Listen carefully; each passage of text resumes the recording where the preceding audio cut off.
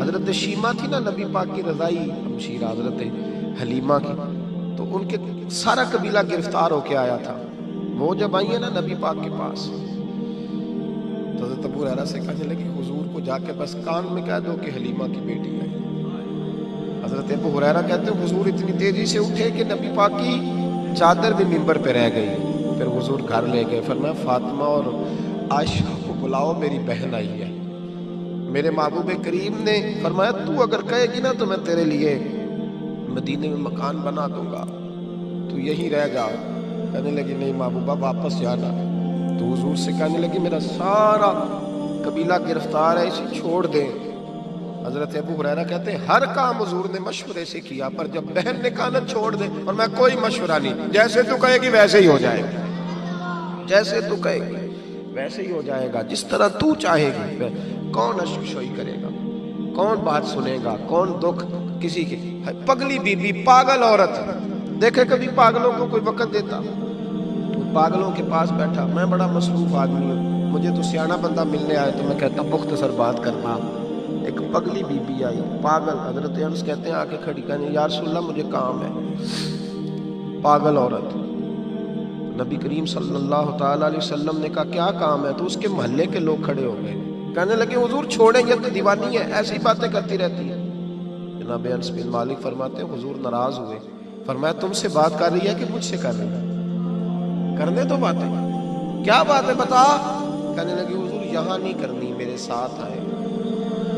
नबी करीम उसके पीछे पीछे चलने लगे। जनाब अनस फरमाते कि सहरा में ले गई, नबी पाक रेत पे बैठ गए, सामने बैठ गई। कहने लगी हुजूर बच्चों को मना करे, मुझे रोड़े मारते। फरमाया मैं कह दूंगा, आप नहीं करेंगे। हुजूर मेरे घर वाले मेरी बात नहीं सुनते। फरमाया मैं समझाऊंगा। या रसूलल्लाह ये पागल कह कह के छेड़ते। हुजूर ने फरमाया कोई नहीं कहेगा, मैं मना कर दूंगा। हजरत अनस कहते हैं देर तक हुजूर को रेत पे हुजूर बैठे। यार ये भी सुन्नत है मेरे नबी, सिर्फ खाने के दरमियान मीठा खाना ही सुन्नत नहीं मेरे भाई, ये भी नबी पाक की सुन्नत है, ये भी रसूल पाक का तरीका है। नबी करीम ने देर तक वक्त दिया, देर तक, कभी हंसती कभी रो देती। हजरत अनस कहते हैं मैंने ये अंदाज भी देखा, जब वो हंसती तो हुजूर भी हंसते। कभी को पागल के गम सुन के भी रोया। लेकिन ऐसा कोई महबूब कहीं होगा ना कहीं है, बैठा है चटाई पे मगर अर्श नशी है। मेरे महबूब ने खोल के बातें सुनी, खोल के अपनी मर्जी से कहने लगी महबूबा मैं थक गई हूं, अब आप जाएं। हुजूर मैं थक गई हूं, आप जाएं। नबी करीम उठे और उठ के फरमाया किसी का ख्याल ना करना, जब तेरा दिल करे दोबारा आ जा। यार ये हुस्न है, ये वकार है कि तू अश्कशोई किस तरह। मैं ना अभी इंतजार कर रहा हूं, मैं अभी इंतजार कर रहा हूं कि MNA आएगा तो उस गरीब की मदद करेगा। मैं अभी इंतजार कर रहा हूं कि MP आएगा तो उसकी मदद करेगा। मैं अभी इंतजार कर रहा हूं कि बहुत बड़ा सेठ आएगा तो मदद करेगा। जब मोहल्ले का और गांव का चौधरी किसी गरीब पे जुल्म कर रहा होता है तो मैं अपने बच्चे को कह रहा होता तू ना उस लड़ाई में जाना, हमें क्या लगे। तो कौन फिर उसका हाथ, जुल्म फिर खत्म कैसे होगा? फिर क्या तरीका है जुल्म खत्म करने का? जब कुछ जालिम को जालिम कहने कोई तैयार ना हो। वो जमाना जब नबी करीम सल्लल्लाहु अलैहि वसल्लम मक्का शरीफ में ऐलान नबूवत फरमाया था तो सारा मक्का मुखालिफ हो गया, सारा मक्का।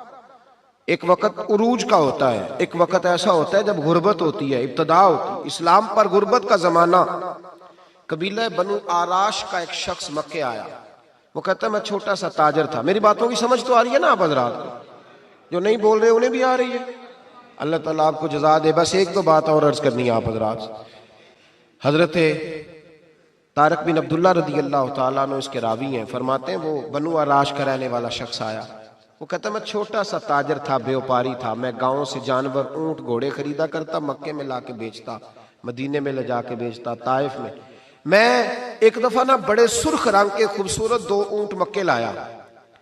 मैं मक्के के लोगों को ज्यादा नहीं जानता था, मंडी में जो लोग आते जाते थे उन्हें जानता था, माल बेच के चला जाता था। आज मैं मक्के में दाखिल हुआ तो अबू जाल मुझे कहने लगा यहाँ एक शख्स ने दावा नबूवत किया, उसके करीब न जाना। कहते मैंने कहा ठीक है नहीं जाऊंगा।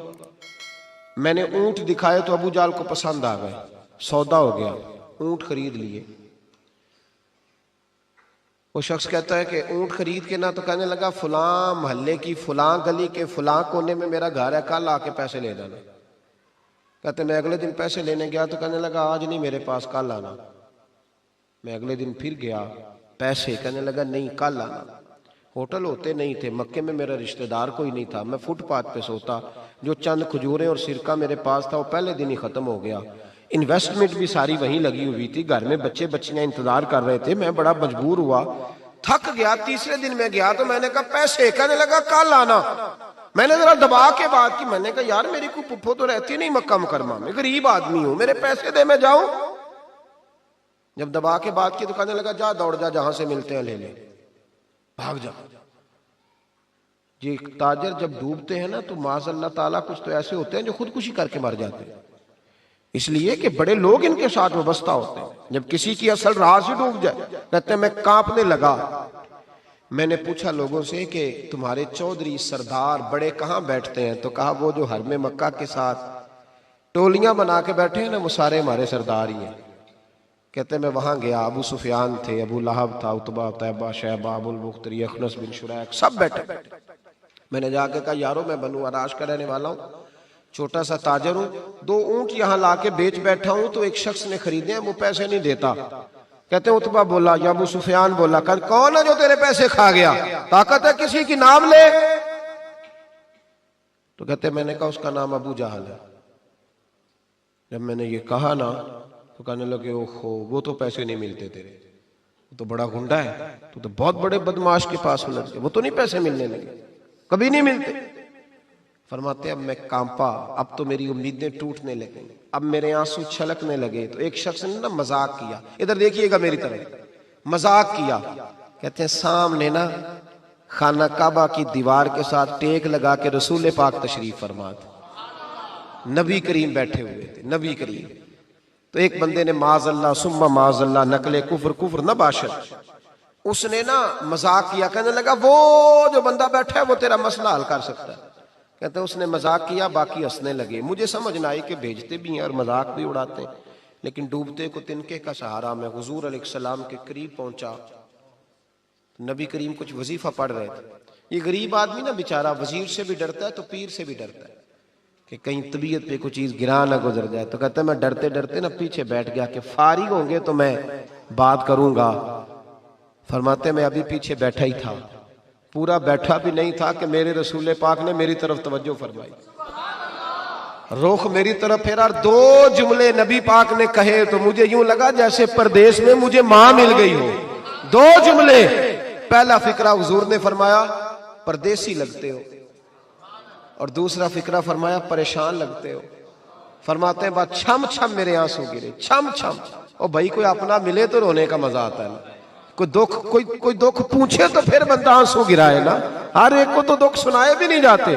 वो शायर उर्दू का है, आपकी समझ में आ गया तो बड़ा अच्छा है। उसने कहा था कि हुजूम गम में भी तौहीन ज़ब्त गम न हुई, हम इस एहतियात से रोए कि आंख नम न हुई।